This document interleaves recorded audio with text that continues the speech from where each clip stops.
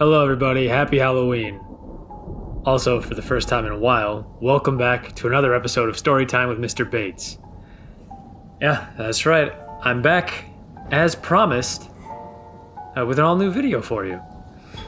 I hope you've all been well since my last proper video back in June. Lord knows humanity has really been going through quite a bit this year. But now is not the time to dwell on the past, or the recent past. Let's dwell on the ancient past.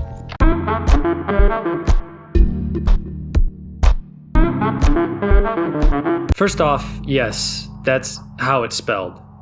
Halloween is the modern spelling, but the more traditional way of spelling it includes an apostrophe between the E's, making it Hallowen. Both are correct, just one's a little older than the other. Now, we may not officially recognize Halloween as an official holiday, federal holiday I should say, like Thanksgiving or the 4th of July, but this holiday actually has roots that go back further through history than both of those. To an ancient culture steeped in pagan traditions and rituals tied very closely to October 31st and even November 1st. The Romans, of course, it's a video on my channel, so we can't go without mentioning the Romans. The Romans called these people Celts and regarded them as barbarians. But to be fair to the Celts, those crazy Romans tended to call anyone who wasn't Roman a barbarian. So, take that with a grain of salt. Now, the Celts called this day Samhain, spelled Samhain. In the original Gaelic language spoken by Scottish and Irish Celts, the MH makes a W sound, making it Samhain. To the Celts, this was an extremely holy day. When Christianity spread into the area, the Christians did what they liked to do back then, and basically absorbed the traditions of these ancient Celts. They took a look around when they got there and they saw these traditions, these holidays of the ancient Celts, and they said, well, we can take bits and pieces of this and bring it into our religion. And so Samhain became All Hallows Eve, later called Halloween, and November 1st, the day after Halloween, became All Saints' Day.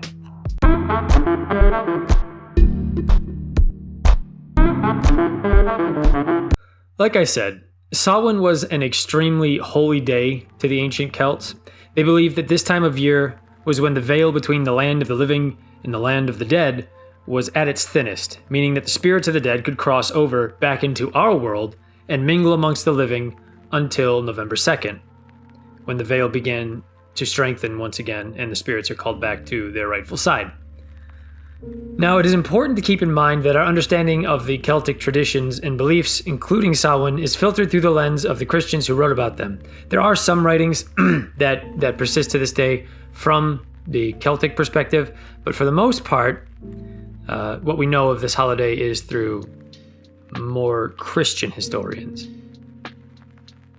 Because of this, many view Samhain as a sinister holiday, a time when the gods of the Celts would take advantage of the situation to play cruel tricks on the mortals, which were believed to possibly cause pain and even death. To prevent this from happening, Celtic wise men would offer sacrifices to these troublesome spirits and gods, hoping to appease them, basically trying to get on their good side.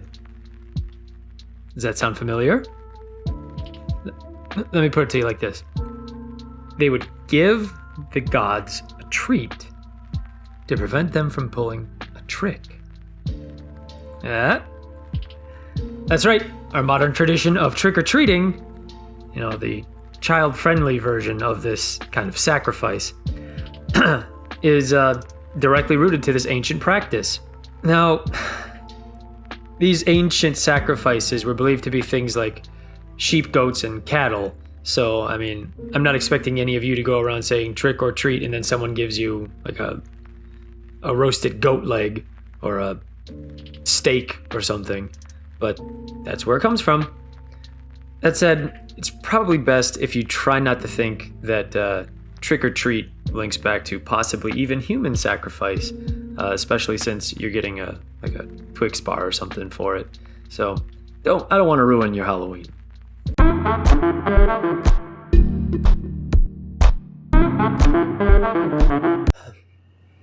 Luckily, Samhain wasn't all mortal terror and human sacrifice.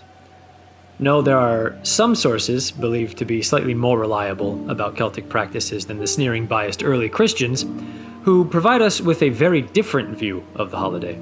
According to these more level-headed historians, Samhain was actually a harvest celebration, a time families and communities came together to reflect on the year and give thanks for the fruits of their labor, kind of like our Thanksgiving. Because of this, many modern pagans view it as a sort of pagan New Year. Celebrants would start by allowing the fires in their hearths to burn out while they gathered the harvest for the year. For those who don't know, a hearth is a fireplace basically at the center of the house where you would do your cooking. It was also a gathering place because the hearth was always warm. And, in some of these places, especially in Northern Europe, in the winter, it's a tad chilly, so you're going to want to be around the hearth. So they would let the hearth fire burn down. This was uncommon, as hearth fires would be kept burning year-round for cooking and warmth, and constantly starting and putting out fires would just be a waste of energy and time. However, on this specific day, the fire would be allowed to burn out so that the hearth could be cleaned. Once everyone was done harvesting their crops, they would gather together with their druids, think like a pagan priest, to light a large community bonfire using a sort of wheel, a big contraption that would spin around, constantly rubbing against the woodpile, the bonfire. And that friction that spinning would cause and the rubbing would cause sparks, which would eventually ignite the bonfire itself. Of course, as is often the case with religious ceremonies, the wheel itself also holds special significance. It was believed to represent the cycle of the moon and the sun, with each side of the wheel representing one of the two heavenly bodies. As it spun to start the fire, celebrants would gather around it and offer prayers to their gods for Thanksgiving and for the harvest, protection from trickster gods and spirits, and blessings in the new harvest cycle. As they prayed, the druids would offer a burnt sacrifice, believed to most commonly be cattle or sheep. There's no solid evidence that human sacrifice was a thing. That was mostly put forward by more unreliable sources, for protection against gods and spirits who would seek to harm them. Once the fire was lit and the prayers were completed, each celebrant would light a torch from the bonfire and bring it back home with them to relight their hearth for the coming year of cold nights and warm meals. In addition to all of this, the communities lucky enough to have someone important, like a king or a chieftain, would also use this time to prepare special decorations, including a special throne, as well as festive meals for that person, the king or the chieftain. That said, since this was considered a holy time, anyone who was caught committing a crime of any kind would have been dealt with swiftly and, let's say, harshly, with Samhain criminals often being executed. Honestly, aside from the animal sacrifice and prayers to pagan gods, this sounds like a pretty nice way to come together as a community and celebrate the harvest and the hard work that you put in. I don't know. I think it sounds fun.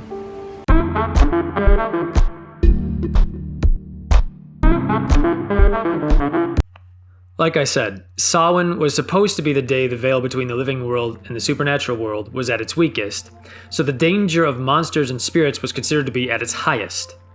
One of the biggest fears of the ancient Celts during this time was what they called the Sids, or what we would call fairies. These aren't like the fairies from the stories you may have been told as a baby, not like in fairy tales. No, these fairies could really ruin your day if you weren't careful. The Celts believed that these magical creatures lived in the dirt mounds around their fields and forests, among other places, and would curse or hex you if you upset them. But that they were really only at the height of their magical powers during Samhain itself. Because of this, Celts were said to be extra careful about keeping the Fae folk, as they called them, happy. Celtic children would also dress up as animals or other monsters during Samhain, so that they would be safe from being kidnapped. Yes, that's right. Wearing costumes on Halloween is yet another tradition that descends from the ancient practice of Samhain. So, I mean, today we have people that dress up as stormtroopers or like Dracula or, I don't know, a princess, the Joker, whatever. But back then it was animals and spirits. Let's take a look at a few specific examples of some of these Fae monsters. First up, there's the Puka. a shape-shifting creature that would frequently take the form of a horse, dog, rabbit, goat, or goblin. There are stories of this particular creature kidnapping and even causing bodily harm to regular humans. Now, there was a movie made last year, maybe 2 years ago, a horror movie called Puka, wherein the main driving force is a rabbit suit. So there's a fun little reference for you in some modern horror films. Next, we have the Dullahan, the Irish headless horseman, as some people call him. This particular beastie is described as a black-garbed, headless man riding a horse that would come to take the living to the land of the dead. Now, while the headless horseman in the Legend of Sleepy Hollow was specific to that location, and the myth surrounding him was that, he would come to try to take your head to replace his, and if you got across the bridge, you were safe. The Dullahan is more just kind of a grim reaper. He's not stuck to one area. He rides around. Sometimes he may have a head that like a ghostly apparition of a head. Sometimes he doesn't. It just depends on the story being told. Finally, rounding out this triumvirate of terror, we have the Lady Gwyn and her black pig pet. Yes, there's a black pig that she would keep, kind of like a black boar that she would keep as a pet. According to legend, this spirit was a woman dressed in all white, who would chase and terrorize humans that were out after dark. So you're just traveling down the road, and all of a sudden this lady decked out in a white dress or a white robe would come flying out of the woods and screaming and hollering and harassing you, chasing you off. Now, it's not really said what would happen if you didn't run from her, but I would imagine that it's not pleasant, let's say.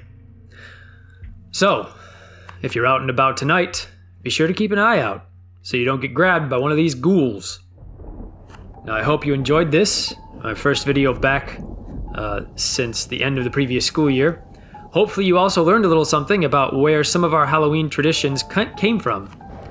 Now let's take a look at the question of the day. Today's question is, if you had to encounter one of the 3 monsters I showed you from this ancient holiday, which one would you pick? Be sure to leave your answers in the comments below.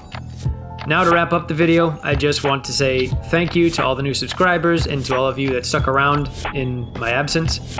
I'm not quite sure what my upload schedule will be like for this second season, and yes, I actually did group all of the first videos I made into season 1. It's a playlist on my channel, and these videos now until the end of this school year are going to be called season 2, and so on if I continue going. I'll mostly be working on videos in my spare time while handling digital teaching and being a husband and a father. So, I don't have all the time in the world, but I do plan on uploading more videos here in the future. Also, now that we're past the 100 subscriber mark, I can start working on some mythology-based videos, which I'm pretty excited about. I'm thinking we might start off with my favorite group of raiders, my personal favorite mythology to study. So look forward to that. Please remember to like the video if you enjoyed it and subscribe for more weird, interesting, or strange history stories. As always, have a great rest of your day, you lovely, lovely people. Bye.